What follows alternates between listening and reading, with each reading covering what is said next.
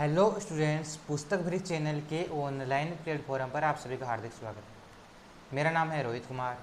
मैं आपको मैथ पढ़ा रहा हूँ। प्रश्नावली 1.2 कंप्लीट हो चुकी है। देन हम प्रश्नावली 1.3 की ओर मूव करते हैं। प्रश्नावली 1.3 की ओर मूव करते हैं। देन हम उसकी तरफ बढ़ते हैं। देन प्रश्नावली 1.3 है वो सार्वत्रिक समुच्चय पर आधारित है और अंतराल रूप इंटरवल फॉर्म पर आधारित है और सार्वत्रिक समुच्चय पर आधारित है। इन सभी की परिभाषा हमने पहले देख ली थी और देन अब हम इन पर आधारित क्वेश्चन हल करते हैं। देन हम फर्स्ट हमारा जो पहला क्वेश्चन है वो ये कहता है कि रिक्त स्थानों में सबसेट या सबसेट नहीं है, ये को भरकर सही कथन को हमें बताना है कि सही कथन कौन सा है। देन आप देख रहे होंगे स्क्रीन पर क्वेश्चन। देन जो हमारा पहला क्वेश्चन है कि 2, 3 और 4 कि ये सबसेट है क्या इसका, इस सेट का 1, 2 और 3 है 4 है 5 का। हमारा पहला क्वेश्चन यही है। तो जो सबसेट होता है ना उसमें दो सेट होते हैं, ए और बी। हमने इनको ए और बी मान लिया। देन यदि ए सेट का प्रत्येक एलिमेंट यदि बी सेट में विद्यमान होता है तो ए सेट है वो बी सेट का क्या होता है, उपसमुच्चय होता है। तो देन हम देख रहे हैं कि 2 और 3 और 4 ये तीनों एलिमेंट 2, 3 और 4 सेकंड सेट में विद्यमान है। देन हम ये साइन लगा देंगे सबसेट का। इसमें फर्स्ट और सेकंड क्वेश्चन है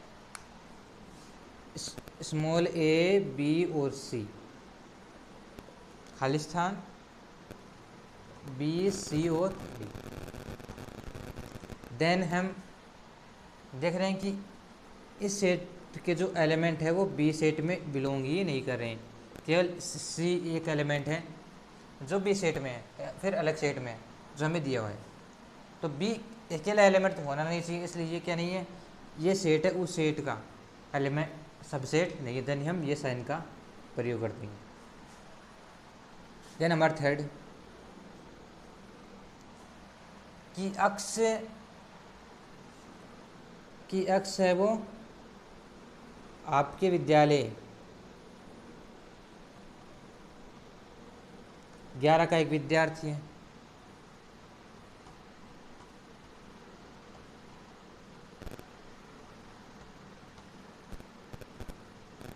क्या है, विद्यार्थी। देन खाली स्थान अक्ष आपके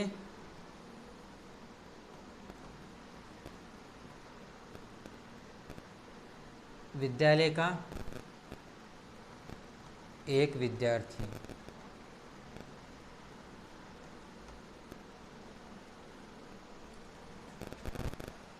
देन अक्ष 11 का एक विद्यार्थी। यदि हम इसमें विद्यालय में हम जानते हैं कि कक्षा 1 से लेकर के 12 तक क्लास होती है। देन जो 12 से ऊपर की क्लास होती है उन्हें हम कॉलेज के अंडर गिनते हैं। देन 1 से 12 तक। तो इसमें दिया हुआ है कि कक्षा 11 का विद्यार्थी है। यदि कक्षा 11 का विद्यार्थी है तो देन ये क्या हो गया, इसके सारे के सारे बच्चे कक्षा 11 का एक विद्यार्थी वो पूरे स्कूल के बच्चों में भी क्या होगा, एक विद्यमान होगा, वो इनमें भी आएगा। देन ये क्या हो जाएगा, इसका क्या हो जाएगा, सबसेट हो जाएगा। देन हमारा चौथा क्वेश्चन कि अक्ष किसी समतल में स्थित एक वृत्त है। अक्ष किसी समतल में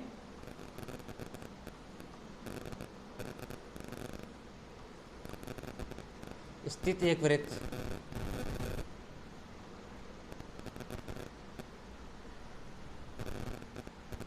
अक्ष के समतल में स्थित एक वृत्त है।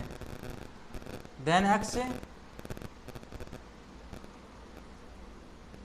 एक समान समतल में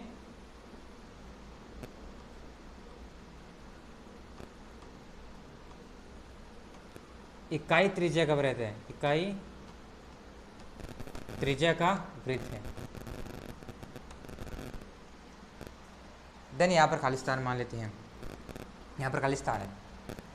यदि हम जानते हैं कि जो वृत्त है मतलब ये इसकी रेडियस हमें दी नहीं हुई है, तो देन हम मान सकते हैं कि ये इकाई का भी नहीं, इकाई के अलावा ये इकाई से कम का, इकाई से बड़ा हो सकता है। यदि ये बड़ा होगा तो इसमें एलिमेंट भी ज़्यादा होंगे।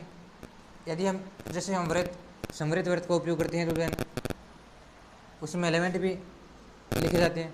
लेकिन यदि हम होगा तो देन ये इसकी त्रिज्या बड़ी हो सकती है, देन ये उसका क्या नहीं हो सकता, सबसेट। यदि ये वृत्त और इकाई त्रिज्या का या ऊपर हो जाता, इधर हो, तब क्या हो सकता, यदि ये इकाई त्रिज्या का होता इधर, मतलब फर्स्ट टाइम यहाँ आ जाता और ये उपला सेंटेंस नीचे आगे आ जाता, बी सेट में आ जाता, देन ये भी संभावना हो सकती है ना। देन हम कह सकते थे कि ये सबसेट हो सकता है। यदि एक त्रिज्या का कम, मतलब ऊपर एक त्रिज्या का दिया हुआ है और एक वृत्त दिया हुआ है, तो वृत्त रेडियस तो बड़ी होगी। देन ये हमारा ये क्या हो गया, सबसेट नहीं है। देन ये हमारे 4 क्वेश्चन हो गए फर्स्ट क्वेश्चन के। अब हम 5वें क्वेश्चन की ओर मूव करते हैं। देन हमारा 5वां क्वेश्चन है कि अक्ष किसी समतल में स्थित एक त्रिभुज है।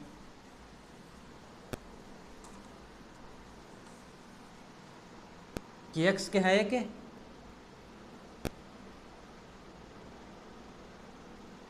समतल में स्थित एक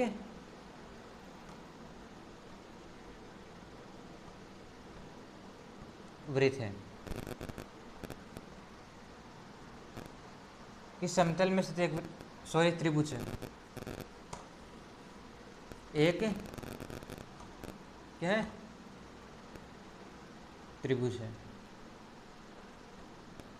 खाली स्थान, अक्ष किसी समतल में स्थित एक आयत है।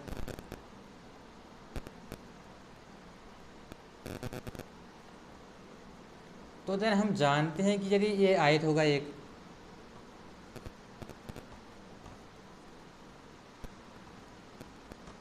ये आयत है, ये समतल में एक आयत है। आयत का और त्रिभुज में कोई रिलेशन तो होता नहीं है, देन हम ये कह सकते हैं ये भी क्या नहीं है, सबसेट है नहीं। देन त्रिभुज है वो आयत में विद्यमान नहीं हो सकता, छोटा हो तो आ सकता है, बड़ा हो तो नहीं आ सकता। ठीक है, फिर बड़ा हो तो त्रिभुज बड़ा हो, आयत छोटी हो, लंबाई छोड़ाएंगे, देन नहीं आ सकता। देन ये क्या हो गया, सबसेट नहीं होगा। देन किस समतल में स्थित एक समबाहु त्रिभुज है। अक्ष क्या है, क्या किसी समतल में स्थित है, 5वां हो गया, छठा है, अक्ष किसी समतल में स्थित है,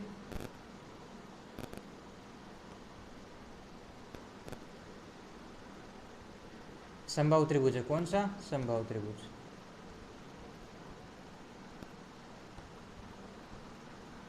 देन अक्ष किसी समतल में स्थित है, एक वृत्त है, सॉरी, एक त्रिभुज। देन हम जानते हैं कि क्या त्रिभुज का एक पार्ट क्या होता है, समबाहु त्रिभुज, समद्विबाहु त्रिभुज। देन ये क्या होंगे, इसके सबसेट होंगे, किसके, त्रिभुज के। तो ये देन ये क्या होगा, इसका सबसेट। देन ये साइन आ जाएगा इसमें। 7वां है क्या इसमें, 7वां भी अक्ष एक समप्राकृत संख्या, एक समप्राकृत संख्या है।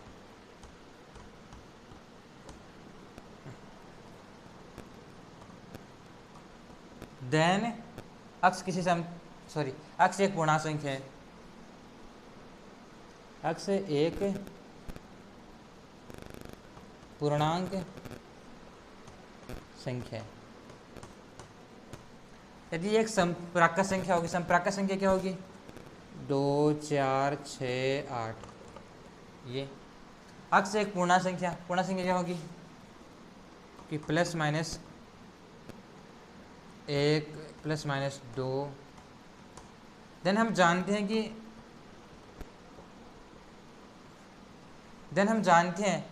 कि ये इसमें कि पॉजिटिव है और प्राकृत संख्या है। देन ये पूर्णांक संख्याओं में आ जाएगी, ये सभी की सभी संख्या क्या हो जाएगी, इसमें विद्यमान हो जाएंगे, यानी इस सेट में सभी के सभी अवयव क्या हो जाएंगे, इसमें हमें मिल जाएंगे पूर्णांक संख्याओं में। देन हम क्या कर सकते हैं इस प्रकार कि जो प्राकृत संख्या वो किसके सबसेट होती है, पूर्णांक संख्याओं की सबसेट। देन ये साइन इसमें आ जाएगा। देन हम सेकेंड क्वेश्चन की ओर मूव करते हैं। देन हमें बताना है कि कौन सा कथन सत्य है, कौन सा कथन असत्य है।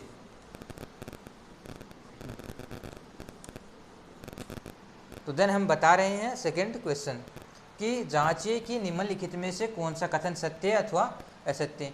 प्रथम फर्स्ट दिया कि ए एंड बी दो एलिमेंट हैं, वो किसके सबसेट नहीं है, बी स्मॉल बी सी और ए। हम क्या जानते हैं कि यदि ए सेट का प्रत्येक एलिमेंट यदि बी सेट में विद्यमान है तो वो उसका उपसमुच्चय होता है, और उपसमुच्चय नहीं होता कब नहीं होता है, यदि ए सेट का कोई भी एक एलिमेंट या फिर ऑल एलिमेंट यदि बी सेट में विद्यमान नहीं है तो देन वो क्या नहीं होगा, सबसेट नहीं होगा। यदि ए और बी दूसरे सेट में विद्यमान है, दोनों एलिमेंट ए सेट के दूसरे सेट में विद्यमान है, यदि विद्यमान है तो क्या ये सेट है, इस सेट का क्या है, उपसमुच्चय है। उपसमुच्चय देन ये साइन आएगा इसके साथ, देन ये कथन क्या है, असत्य।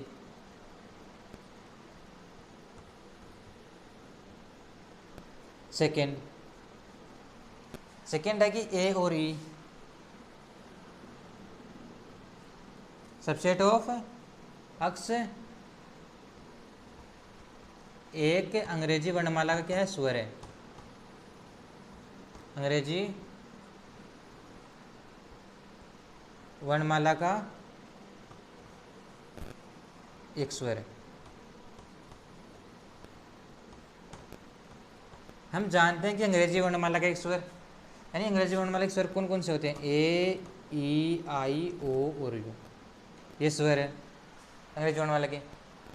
अब हम देख रहे हैं कि ए सेट, इसको यदि हम ए सेट मान लें, इसको ये बी मान लें, ए सेट के सारे एलिमेंट क्या है, बी सेट में प्रेजेंट है, यानी ए ई दोनों के दोनों एलिमेंट क्या है, दूसरे सेट में विद्यमान। देन ये क्या हो गया, इस सेट का सबसेट। देन ये सबसेट है, तो देन हम क्या कर सकते हैं कि ये कथन क्या है, सत्य।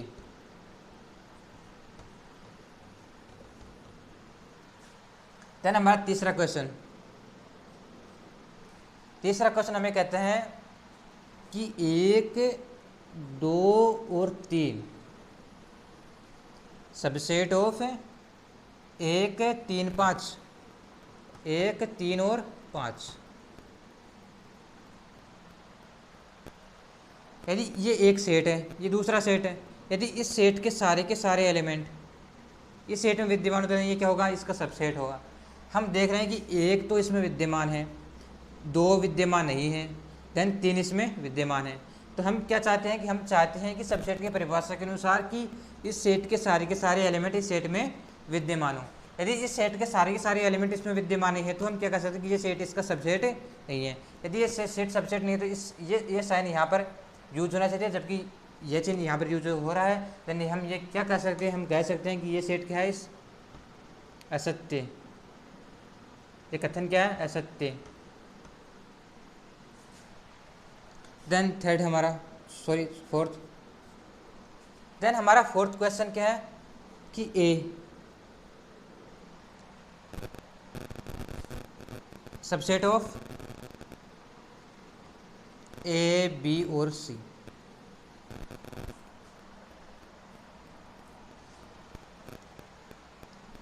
इस सेट के सारे एलिमेंट इस सेट में विद्यमान है ना, इसमें एक ही अवयव ए, इसमें ए विद्यमान, देन ये कथन क्या है, सत्य। देन हमारे 4 क्वेश्चन हो गए। हमारा 5वां क्वेश्चन,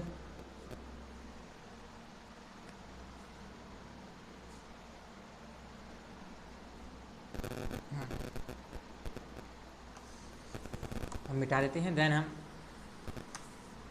5वां क्वेश्चन,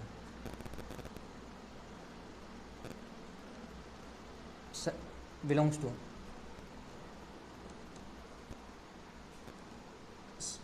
ए बी और सी।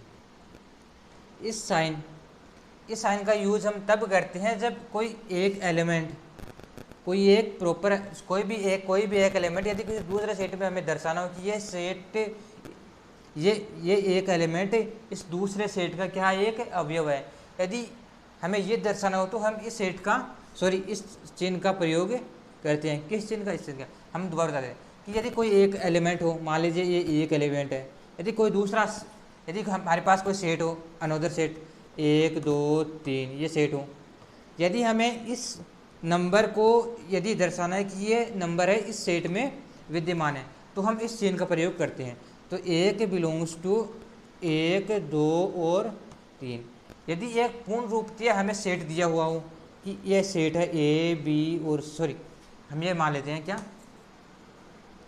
1 और 2, ये पूर्णतया हमें सेट दिया हुआ हो, ये और ये कह दे कि ये सेट इस सेट में विद्यमान हो, तो देन यदि ये सेट इसमें विद्यमान कब हो सकता है? ये सेट इसमें विद्यमान तब हो सकता है जब इसमें इस चिन्ह का प्रयोग हम इस सेट के लिए कब, इसका मतलब होता है कि हम तो इसके लिए एलिमेंट का प्रयोग करते हैं कि एलिमेंट के लिए आता है। लेकिन ये जो एक, यदि हम मझले कोष्टक में हम इसको लिख देते हैं तो देन ये दर्शाने लग जाता है कि ये एक प्रॉपर सेट है, मतलब प्रॉपर मतलब अच्छी तरीके से एक सेट है। यदि ये एक सेट का भाग है तो देन कोई सेट दूसरे सेट में विद्यमान है, देन हम ये सेट विद्यमान तब हो सकता था इसमें यदि हमें ये दिया हुआ 1 2 और 3, 1 और 2, हाँ यदि फिर इस प्रकार दिया होता या फिर और ये यहाँ पर आ सकता था या कहीं भी आ सकता था 1 और 2, तो इस चिन्ह का हम प्रयोग कर सकते थे।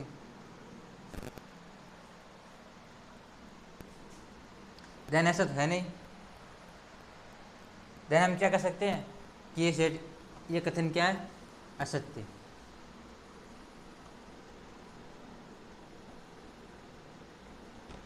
क्योंकि यहाँ पर एक पूर्णतया सेट आ गई, एक एलिमेंट नहीं आया और जो कि इसमें उपस्थित नहीं है। देन हम चलते हैं 6th क्वेश्चन की ओर कि अक्ष संख्या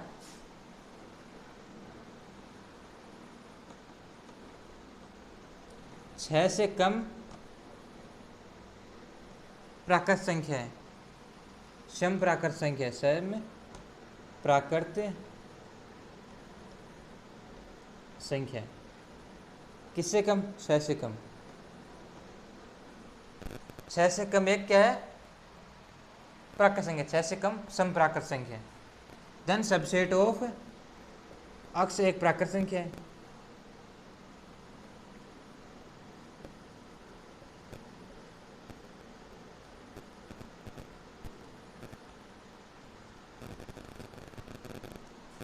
देन ऊपर वाला क्या कहता है कि 6 से कम प्राकृत संख्या है, 6 से कम सम प्राकृत संख्या है।